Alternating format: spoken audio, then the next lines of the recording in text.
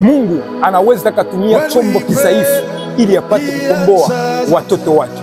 Mungu anamtumia Daudi ili apate kukomboa Waisraeli katika mkono wa Filisti. Daudi anampiga Goliati na kumuua. Mungu anatumia chombo kidhaifu kilichotupwa, kilichodharauliwa ili kipate kufanya kazi.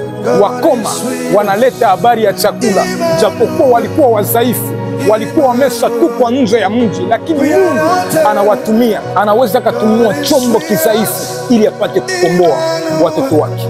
Anatumia wakoma ili wapate kuleta chakula ndani ya mji. Walikuwa ni wadhaifu, walikuwa wameshatupwa, lakini Mungu anawatumia wao, wanaleta chakula, wanaleta habari za chakula. Mungu anaweza kutumia chombo kidhaifu ili apate kuwakomboa watoto wake. Yefta ambaye alikuwa ameshatupwa, alikuwa amedharauliwa, kaachiwa, lakini Mungu anamtumia Yefta ili apate kukomboa wana wa Israeli.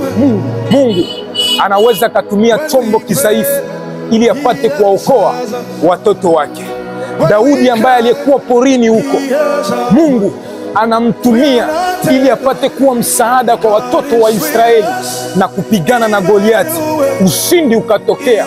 Mungu hutumia chombo kidhaifu ili apate kuwakomboa watoto wake, ili apate kuwakomboa watu wake. Mungu anaweza kumtumia hata kila mtu.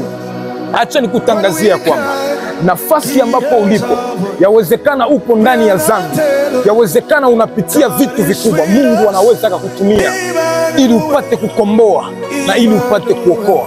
Mungu anatumia chombo kidhaifu ili apate kuokoa watu wake. Barikiwa sana.